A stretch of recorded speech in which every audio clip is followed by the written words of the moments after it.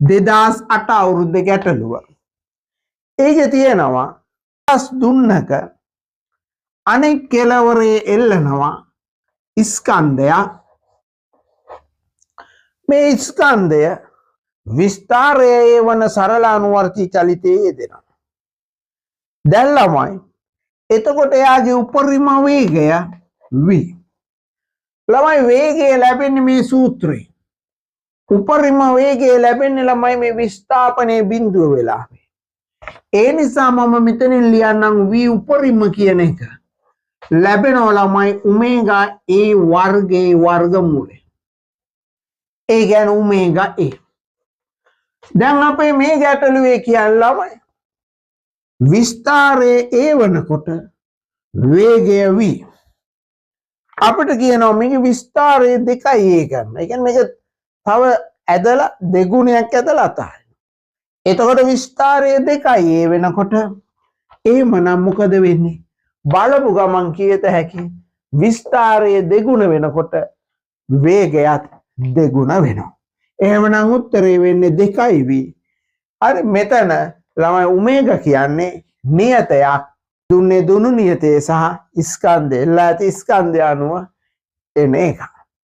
එහෙමනම් පිළිතුර වන්නේ 2.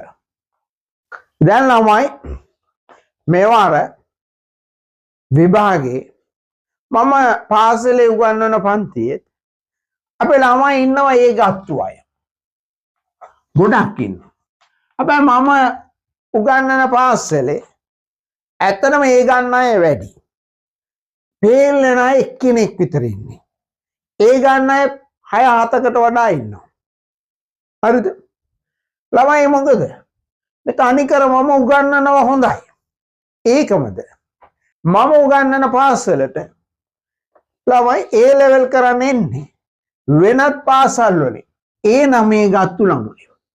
තව ළමයි ගම්බද පාසල් වල ශිෂ්‍යත්වයේ හොඳටම සමත් ලකුණු 185ට වැඩි ළමයි. හොඳ දක්ෂ ළමයි ඉන්න මගේ පාසලේ මම උගන්වනවා වැඩි දෙනෙකුට ඒ ලැබෙනවා. ඒතර ගමේ පාසලේ එක එකක්වත් නැහැ. ඉතින් ඒ එකක් ලැබෙන්නේ නැහැ ළමයි. මොකද හේතුව? ඇයි ඒ 9 ගත්තු අය ඔක්කොම අරහිට ගියා. ශිෂ්‍යත්ව පාස් ඔක්කොම එතෙන්ට යනවා. අතන ඉතුරු වෙන්නේ ළමයි අර මේ එක පැත්තකින් බැලුවොත් ළමයි උවමනාව අඩු ළමයි. උවමනාව අඩු නිසානේ ඒගොල්ලෝ ඕලෙවලුත් හරියට කරගත්තේ නැත්තේ. ඉතින් උවමනාව අඩු ළමයි